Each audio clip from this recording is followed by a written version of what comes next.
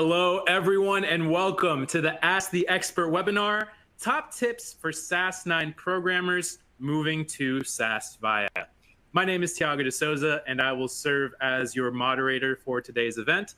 Now, I would like to take a moment to introduce our presenter, Mark Jordan, a Principal Technical Training Consultant here at SAS. Mark grew up in Northeast Brazil as the son of Baptist missionaries. After 20 years as a U.S. Navy submarine sailor and hobbyist programmer, he retired from the Navy and turned his hobby into a dream job. He's been a SAS programmer ever since. Mark writes and teaches a broad spectrum of SAS programming classes, and his book, Mastering the SAS DS2 Procedure, Advanced Data Wrangling Techniques, is in its second edition. With all of that out of the way, why don't we turn things over to our presenter so we can get started. Mark, please take it away. Hi there. So I really am glad you're all here. Now, as I said before, I've been a SAS programmer for about 3 decades now.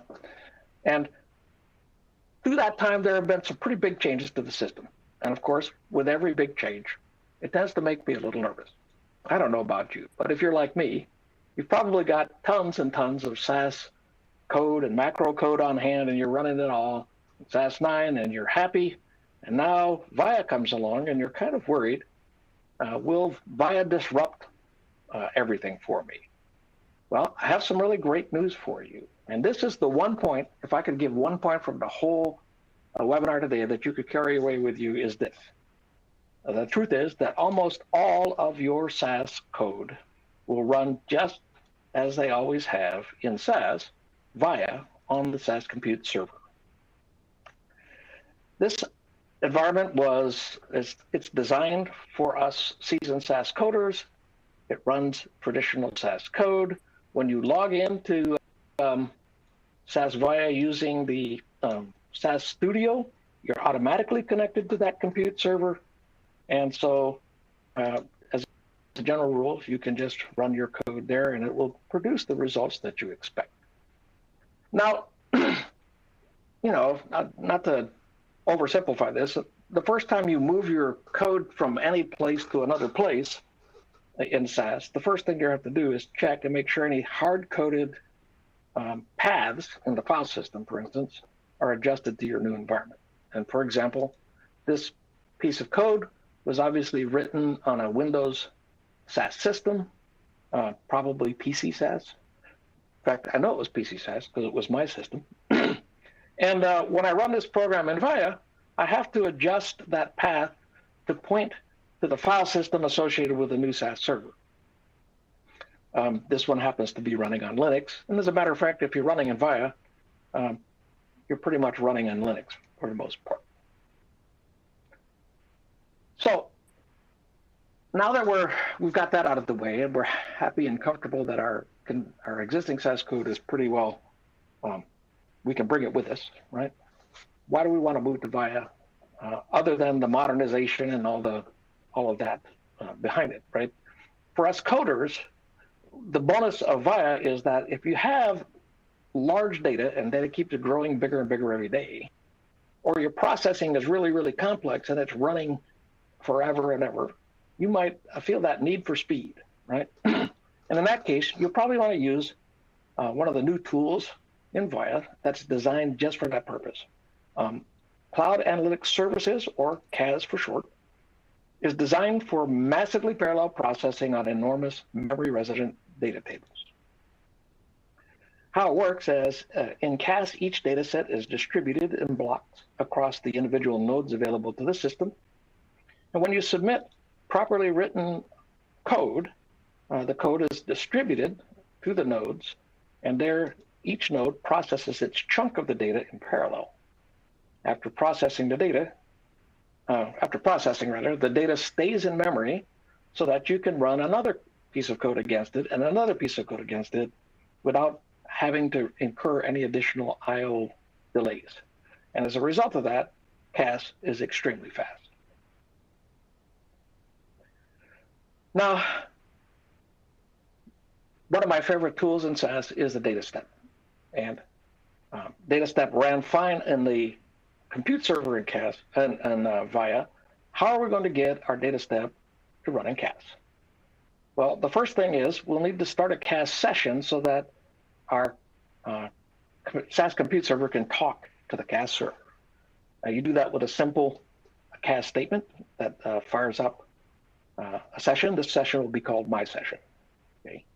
And then once you're connected, you can assign some librefs to point at the CAS libraries. Now, CAS libraries are different than SAS, the base SAS libraries. And we're not going to go into great detail about that today. We'll talk a little bit about some of the differences in the demo, but you need to connect to them. And so there's a LibName engine made for that called the CAS engine.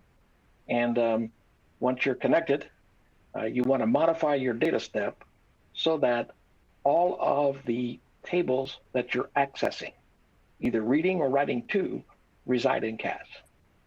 Okay. Now, the last thing you want to make sure is that the language elements you're using are supported in CAS, but the truth is most of the commonly used elements that you do, there's some weird things that are not supported. However, it's really worth your while to spend some time reading up documentation for more information about running data step code in CAS. Now, you've done your preparations, you run your data step. If you see this note in the log, congratulations, your data step has run in CAS multi-threaded. And if your data was big or the complex processing was complex, probably ran a lot faster. Okay.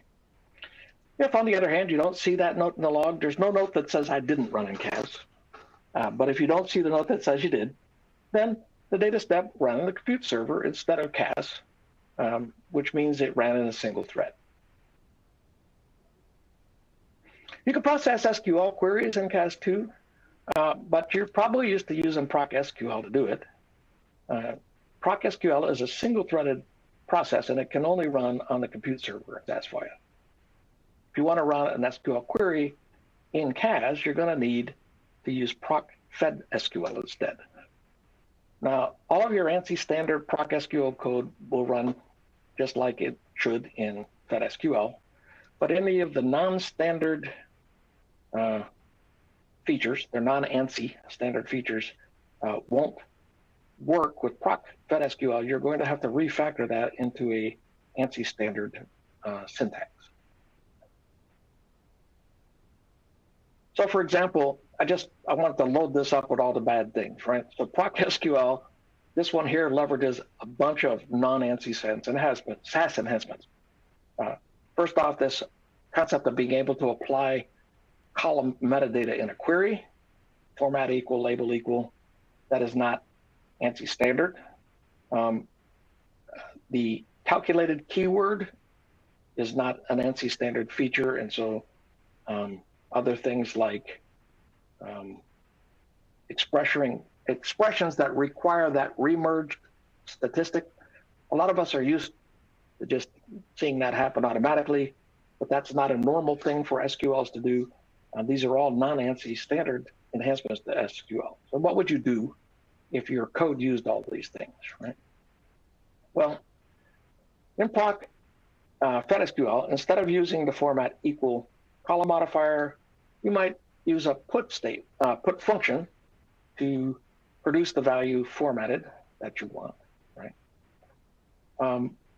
Instead of using a calculated keyword, you just restate the desired expression. This is an ANSI standard thing. And of course, if you want a summary statistic merged back in with the data, you're going to have to calculate that summary statistic yourself and join it back into the original table to make it work in an ANSI environment. Now, several base SAS procedures have been enhanced so that if the input data set is a CAS table, they're going to generate CAS actions and process that data in CAS. There are also several new SAS Viya procedures that don't do any of their execution on the compute server at all, but instead they do all of their processing on CAS. But they're designed to have a syntax that's very easy for us SAS9 programmers to understand and get used to. So great way to get the heavy lifting done by CAS. So to execute code in CAS, we've already seen that you can use those CAS-enabled procs. You can run data step or SQL programs using FedSQL.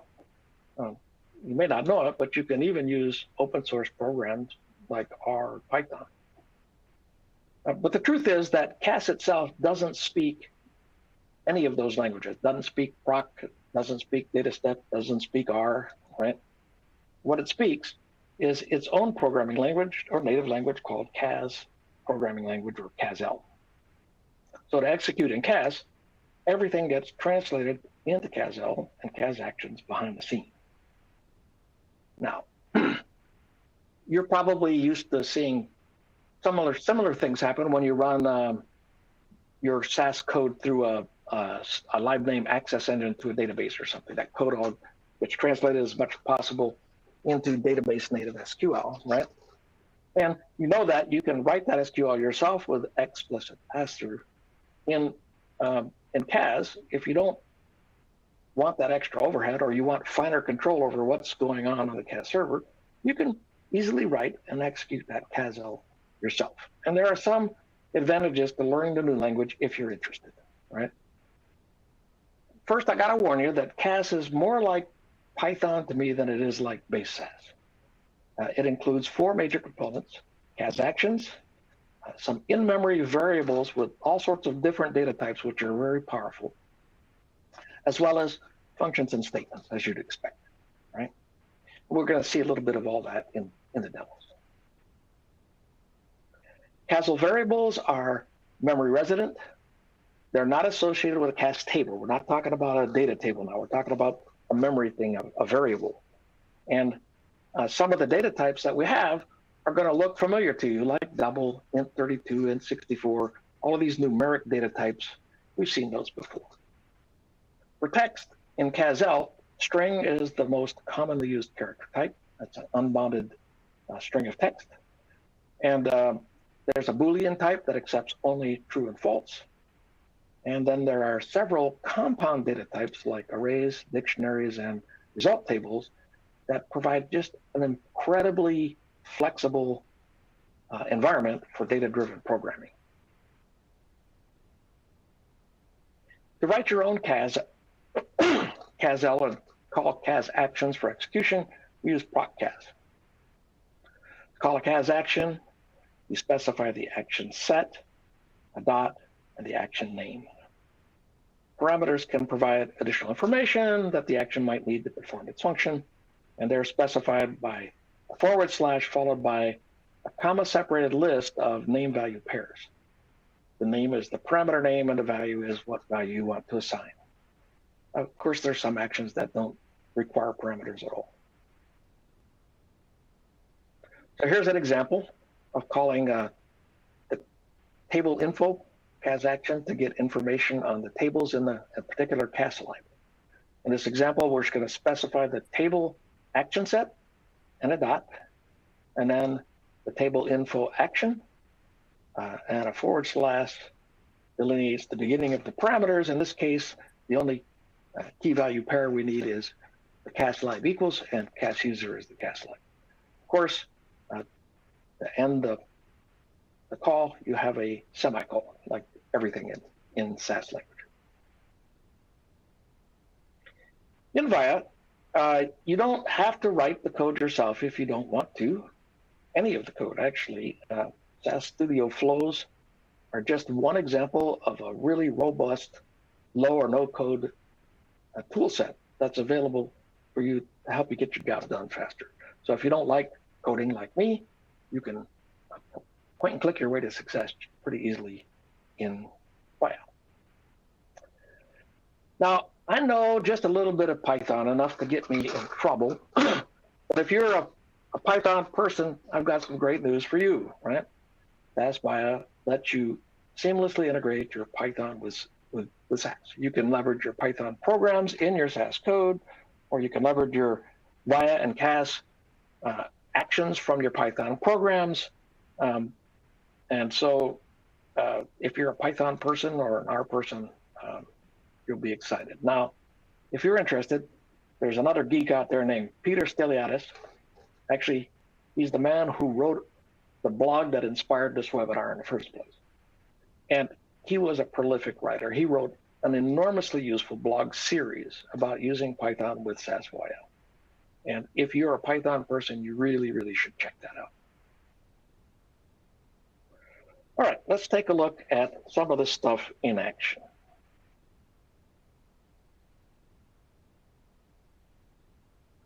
Here, I just want to show you, I'm in SAS Viya.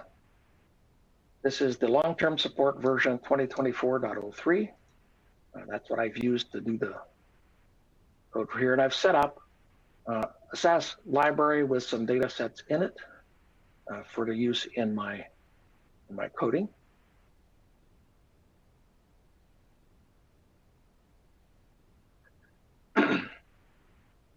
Now, all of this, you know, we were questioning, I've got this SAS code, can I run it on Viya?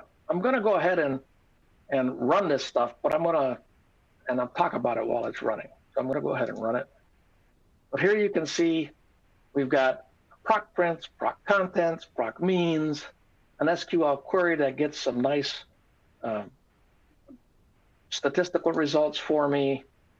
Further on down, proc freak. I love the ability to do formatted frequency counts, right, where you can apply custom formats and get the results based on the formatted values instead of the raw values in the data. And then things like, we do this all the time, right? You calculate the mean of values and put that in a macro variable so you can use it downstream to compute, or to impute rather, for missing values, the mean or some statistic that you'd like for values when they're missing. And down here, we're processing that original home equity data, and we're imputing all the mean values in there, right? If we look at the results for this thing, here's a quick look at what the data looks like to start out with. I'm going to zoom this up a little bit. And then proc contents, we can see the list of the variables. It has all the common stuff that you're used to. Output for proc means. Here's the proc freak n levels. And I love this, the ability to generate not only the frequency counts, but plots, right, of the results if you want. That's all out of standard proc freak stuff. Let's go down past that.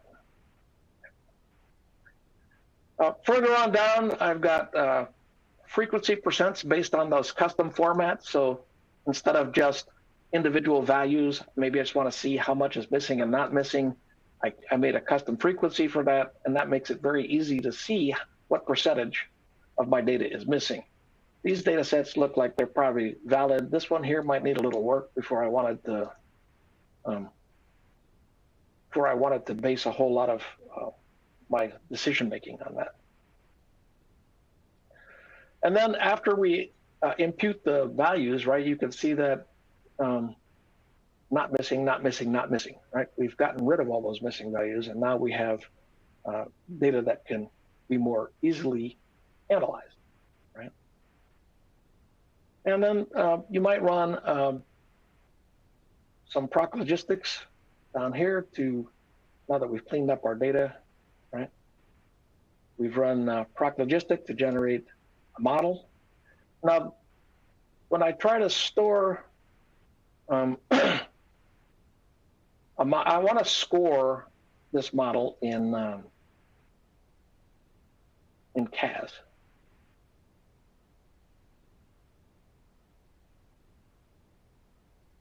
We'll talk about that a little bit later, right? But for things to go in CAS, all this stuff is going to have to be up in a CAS library. But for right now, we generated a model, we used it to score some data, and then in the results, we have the results of the scoring for us to look at down here.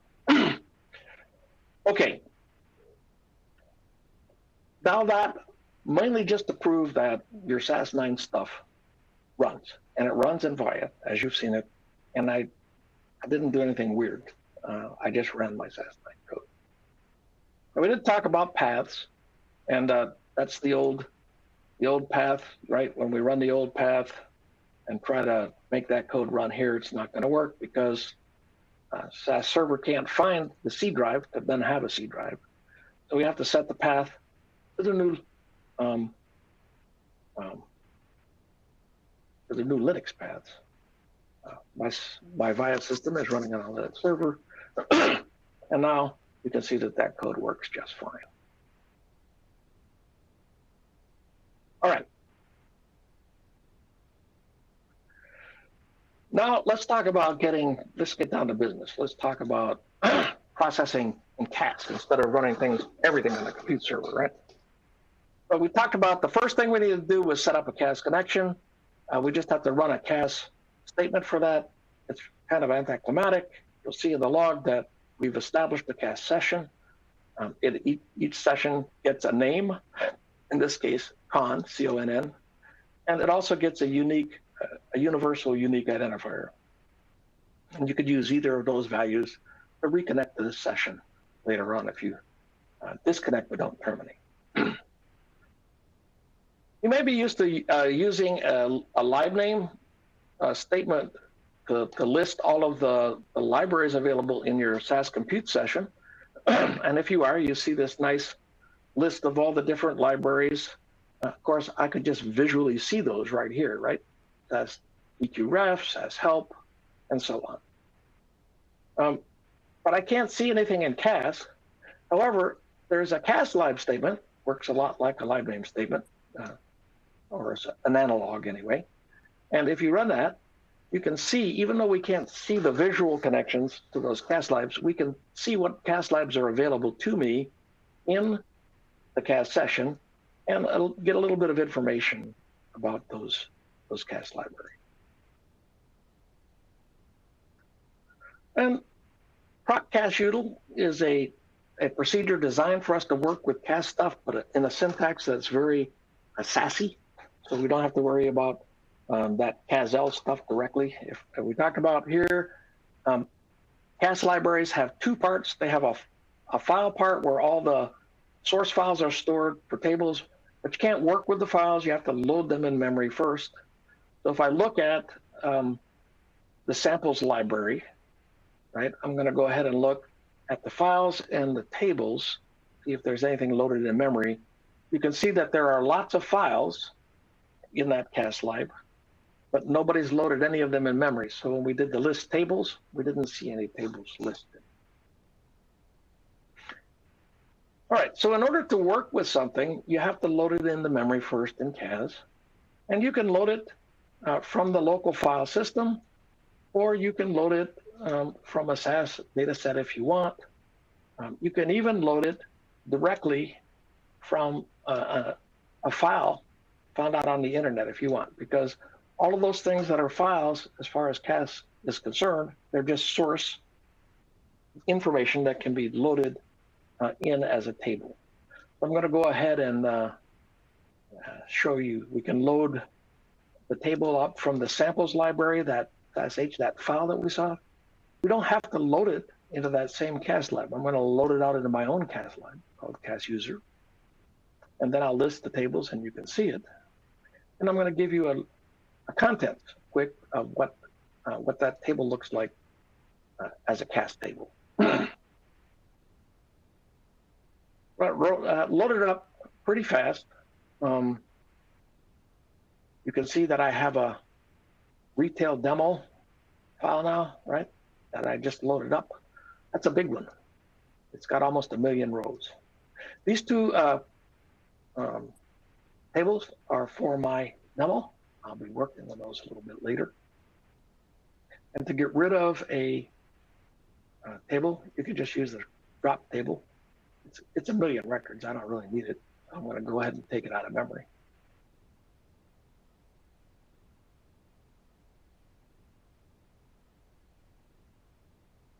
And then finally, that home equity table, I can load that. It's actually was created from a CSV from this example data set site, but I could run it directly there instead of having to download the file first and load it up into memory.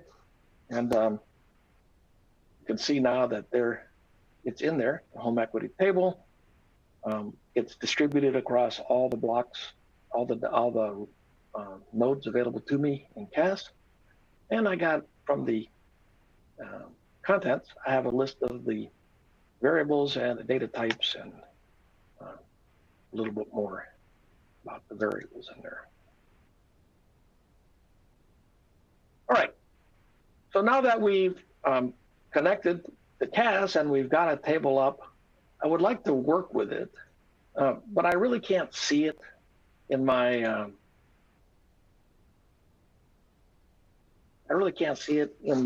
my list of libraries here. So it would make it kind of hard to work with. If I want to run a data step, remember I had to run a data step against the CAS library that had a libref associated with it, right? And so I'm going to do that. I'm going to make this lib name CAS user. I'm going to point it at the CAS user library in my CAS session. If I go ahead and run that, then you can see, now I can see the library in there. And I see the home equity and final home equity tables that are in there for me to process. Now that I can see them, I can actually write a data step to work with tables in there. Now I'm going to create the final home equity. I'm also going to create a new table called processing stats. I'm going to do that so I can show you how this data processed. Notice that I'm writing out the two CAS tables, but I'm only reading in from a SAS data set. If you remember the rules about getting a data step to run in CAS, remember that we had to have all the tables associated with that data step in CAS, because the input table was in SAS, in the SAS compute server. You'll notice that there's no note saying that this ran on CAS. And if you look at the stats, that all ran in a single thread, and that's because it had to run on the compute server. Now, if we take and use the CAS user version of that same table, right? I'm going to change that data step only here. I'm going to modify where I'm reading the data from. Now I'm reading the data from CAS and writing the data to CAS. And if I rerun this data step, things go a little bit differently.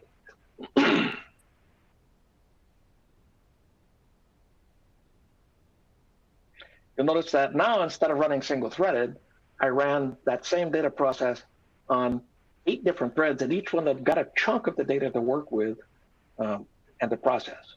So I'm not going to try to convince you that you need to run everything in CAS today. And as a matter of fact, none of the data that I'm using in this demo is big enough to demonstrate any kind of benefit for running a CAS, just showing you how to.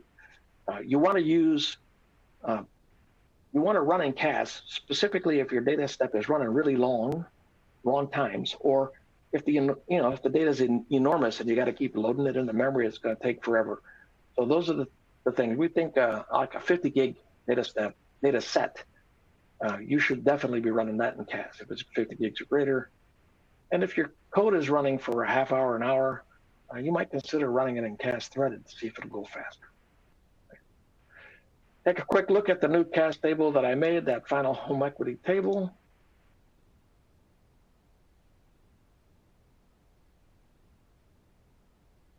It's looking good.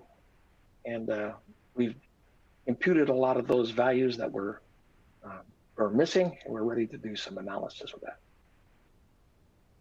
Okay. Just a quick look at the CAS user library. Remember, we listed the samples library. We saw lots of files and no tables. You notice that I've loaded a bunch of stuff in memory for CAS util, but there's not a lot of files. There's only one file, right? It's because I haven't saved any of these other tables back into the CAS library. We could do that with CAS util, but we don't have time to show you everything today, so I'm moving right along. Getting fed SQL to run in CAS. We showed you the out obs equals, you have to write the limit 10. And I showed you that you had to do the ANSI versions of all those SQL things. Interesting enough, you can use a cast function to change the values of things around so they look a little more sensible. Here is the loan data.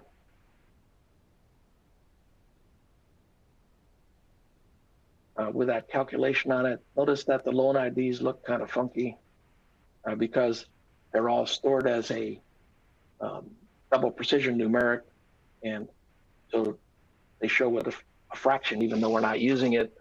If you were interested, you could make that look prettier by casting that to integer, right? And when you do that, it looks like an integer when it comes out, so it's a lot more pleasing to deal with.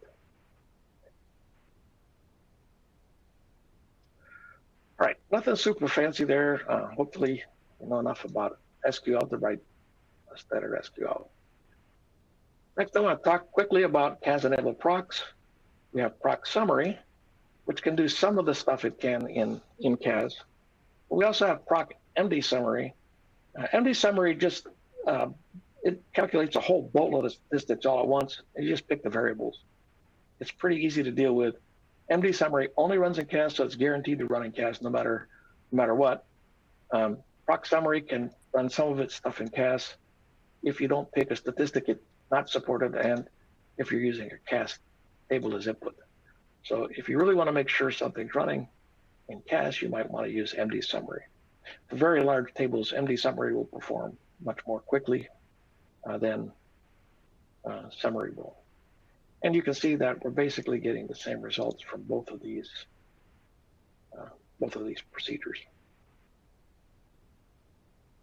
Now, one thing I like about MD summary that I've always hated about proc summary, when we do this multiple variable thing, proc summary makes, it prefaces the variable name with a stat, variable name with stat. So you get like this one giant long row of all the versions of bad, right?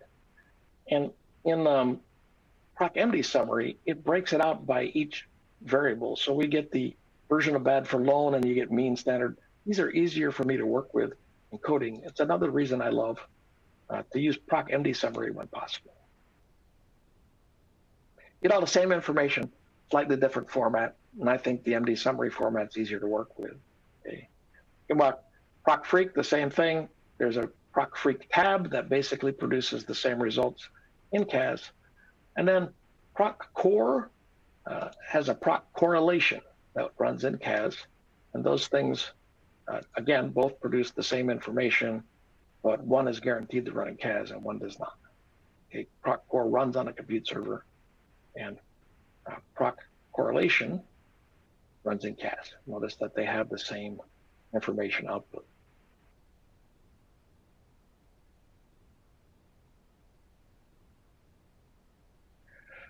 Now, to talk about logistic regression, we wanted to make do a logistic regression and store the data in CAS. If I run this and try to do that, I can see that proc logistic, it's pretty grumpy about that.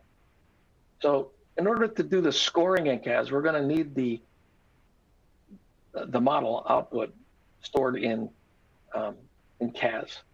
And we could run that and store it in SAS and then try to upload it. But you could just use proc log select instead. This is guaranteed to run in CAS. It'll write the output directly to CAS. And then we can do the scoring in CAS down here and take a look at the result.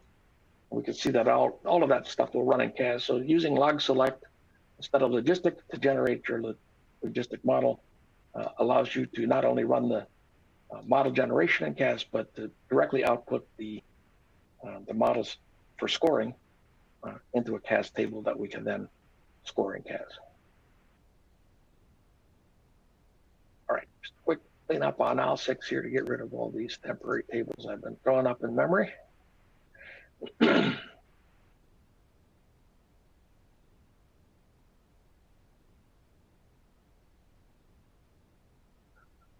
All right, so for my next trick, I really want to talk to you about some some CASL.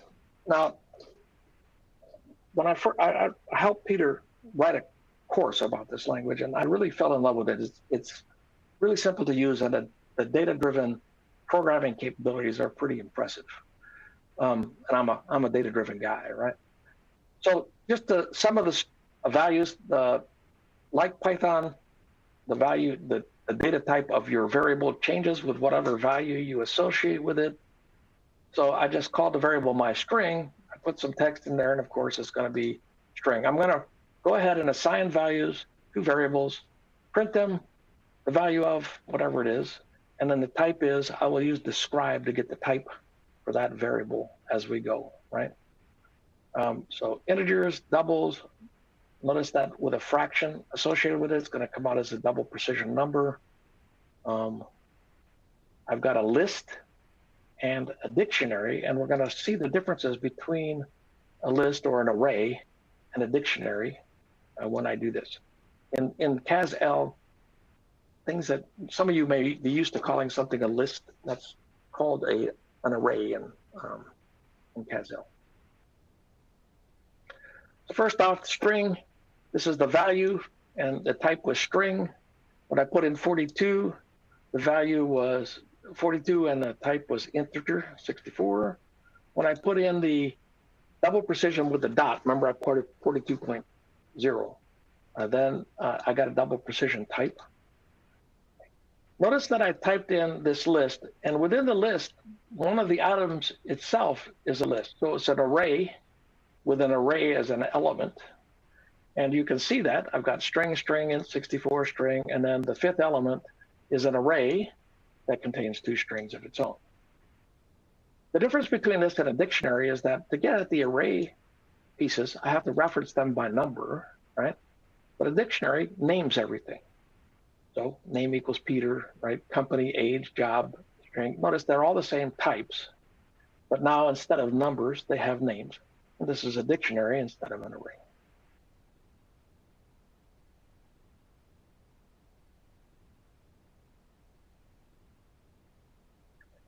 You can use native CAS actions to get things done on the CAS server without all the extra overhead of somebody having to translate your code back and forth. And so, for instance, you want to get table info for a CAS lib and file info for a CAS lib. You could just use the table action set, file info and table info. And you get all the same information back that you got when you ran CAS-util list files and CAS-util list tables.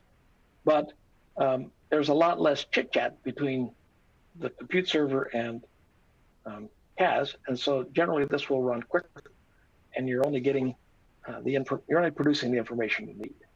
Right? You can see we can use these compound data types to do some great data-driven programming. I'm not going to get into a ton of it here, but I just want to show you. Say you have the same table. This is how you define a table. You have to give it the name and the CAS lib. You notice that that is a dictionary, right? Well, I can just create a dictionary named table, and then everywhere I need to write that, I can just use the name instead of having to type it over and over again. Saves me a lot of time. Same if you wanted to maybe make a list or an array that listed all the columns you want to deal with, right? Then you could just use that in your code later on, that variable, to produce that array every time you need it. I'm just going to go ahead and run this so you can see what happens.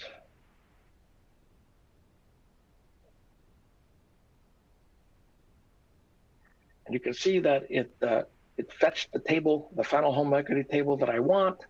It ran a simple set of statistics, counting the distinct values in the table, all using the dictionary to define which table I'm working with. And then the freak determined which of the columns we were going to do. We had bad, reason, and job listed. And all of that worked without me having to retype those values over and over again in my code. You're going to see that there's tons of other stuff. There's do-over loops to work with these things. You could just do a tremendous amount of data-driven coding using CASL. I'm really, really, really fond of it. All right, so that's that.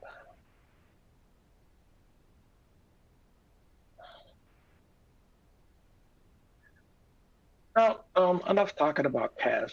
I did promise you that in SAS Studio, it would be easy to create a flow. Now, I don't want to do it in front of you because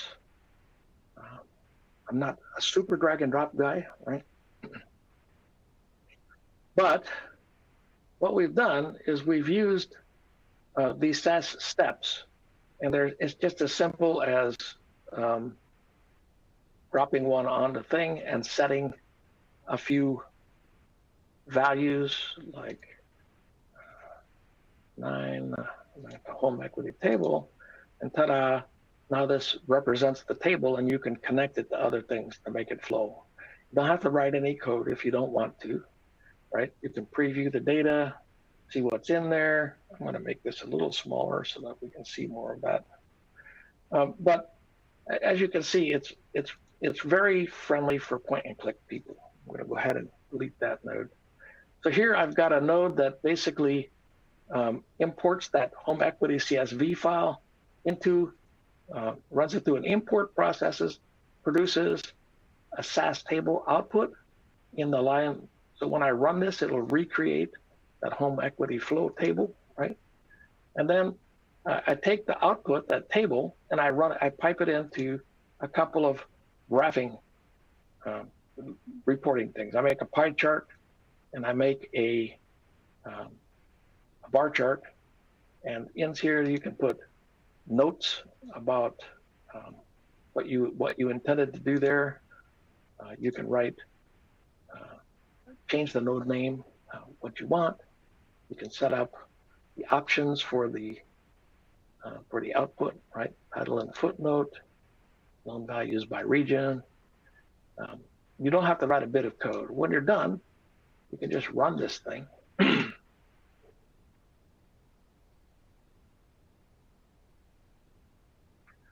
And interestingly, you can then see the results that you've generated, but you can also see the code that was generated on your behalf.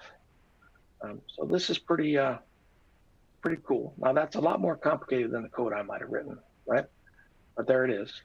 And you can steal that code and run it yourself if you'd like. You can see the output data sets that were produced, right?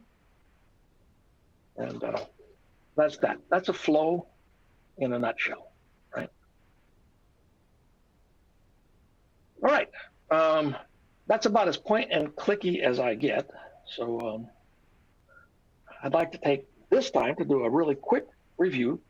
So key salient points to take away: the SAS Viya has 2 processing engines.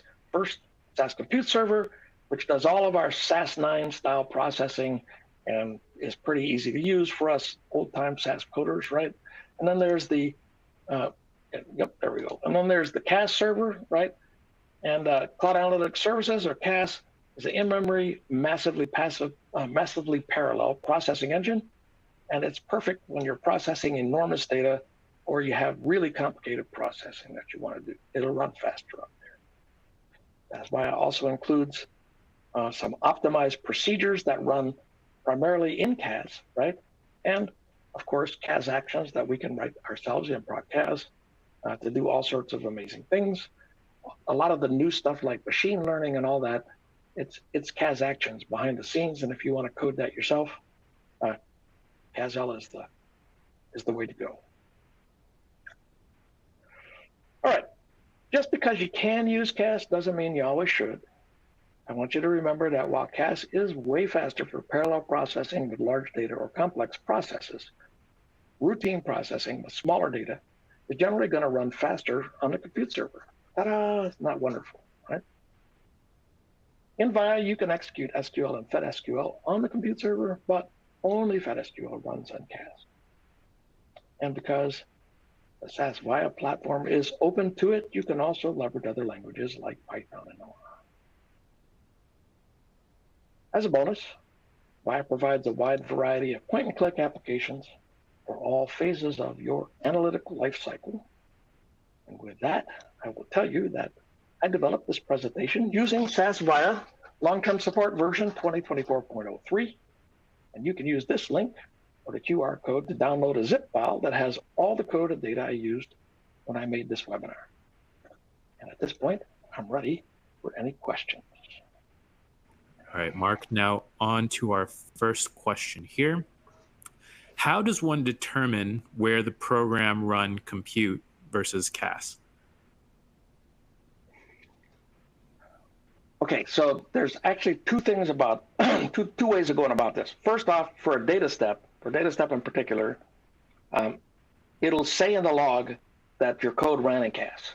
If it doesn't say in the log that your code ran in CAS, then your data step did run on the compute server. Notice that you get the answer either way, but one will probably be faster than the other. Now, for most other things, you explicitly tell it where to run. So if you put in a sesref equals and you tell it the session name for your Fed SQL, then the only place it can run is in CAS. And so you know it ran in CAS. If you don't put a sesref on it, then it runs in the compute server. So you're explicitly telling it where to go. So, and of course, proc CAS, everything runs in CAS, right? Proc CAS is just is designed to do CAS only stuff. So with that, I hope that answers the question. Thank you. Another question here. Someone's asking, will Viya, and then in parentheses, CASL, reduce the need for writing macros? Well, man, I have a really interesting presentation on that, but I can't go into it in detail here. However, macro processing all happens on the compute server. So you can still do everything you ever wanted to do with macro, even as you're submitting CASL code and proc CAS, right? All that goes through the parsing process on the compute server first. So all your macro stuff can get substituted in. But then once it's running in CAS, you have access to all of those marvelous CAS data types for CAS variables, right? And you can do some really complex data-driven processing that might have been impossible or at least really, really difficult with macro. So the cool thing is in Viya, you get access to both, and you can use both of them in tandem to produce the results that you need. Thank you. This next question's a little long, so bear with me here. This person says, I work for a state governmental agency in a program funded by the CDC. There are worries among my colleagues regarding possible complications when trying to work in a cloud workspace from local computers using a variety of VPNs, other security measures, IT restrictions on work computer use, etc. What efforts will be made to make sure that local workstations will be able to efficiently access and work in the SAS Viya cloud environment? Our program and many others are hesitant to move forward with Viya over other established local and free R analytical pipelines. Well, the first thing I would say is that it's not impossible to run Viya on a private cloud if that's what you want. In other words, if you want to keep it all contained within your own data space, right? As far as the infrastructure security goes, that is really not my strong point. So I'm going to defer that question for later, and we'll find some experts on administration of SAS Viya that can probably shed better light on that. Gotcha. Thank you. Another question here. If you are going to still use Viya Compute rather than CAS, will proc SQL code still work? Absolutely. Absolutely. It'll work just like you expected. That's the beauty of Viya. And I think a lot of us I was a little scared when Viya first came out. I thought, well, maybe my 30 years of experience is now all down the tubes. I'm gonna have to learn everything new. But that's not true. Compute server is virtually SAS9, and then you just get all this other stuff added on. So that's the beauty of Viya. Is it possible to embed Python code inside SAS procs, or would I have to work independently in Viya? Embed Python code in SAS procs. You can call Python routines from all sorts of weird places. I don't know what proc you're talking about. There are procs that are designed particularly to work with Python. There are also things like the SAS intelligent decisioning, which can use Python models directly when you're making decisions in the SAS decisioning product. You can also use Python programs to access CAS actions and do some pre-processing and bring it back to Python for finishing up. So yes, but for a particular prop that you're looking for, we would have to probably get more specific about that. Thank you. We have someone asking, could I conclude that Fed SQL is just the replacement of proc SQL to use or be run on CAS? For CAS, yes, absolutely correct. There's no way that proc SQL is tied explicitly to the compute server executable process, so that it has to run it associated with a compute server. But Fed SQL is a more vendor neutral SQL language, very much more ANSI standard, and it can run anywhere we can get SAS code to run. So for instance, there are certain in-database products that we can run Fed SQL in a database. So we can run Fed SQL in CAS, so we can run Fed SQL in the compute server. And in addition, it's fully threaded, so it makes a difference. But proc SQL will be around for a long, long time. It's very efficient, and it works well in the compute server. Gotcha. Thank you. Another question here for you. This person says, I am a SAS OR programmer. How would this transition to Viya, especially in terms of performance?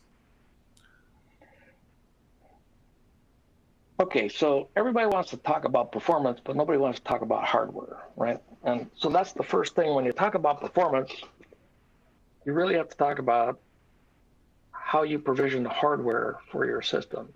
So if you're moving from, some giant server in SAS9 to a small, under provisioned compute server in a Viya environment, there may be, that hardware really depends on your performance a lot. SAS OR itself runs in the compute server as far as I know. There are analogs that run in Viya, and so if you're working with large data, you'll find that will speed things up, but it may take some refactoring to do so. Thank you. Someone's asking, how can we set up our external database in SAS Viya, and can we run batch jobs in SAS Viya, which are scheduled through Control M?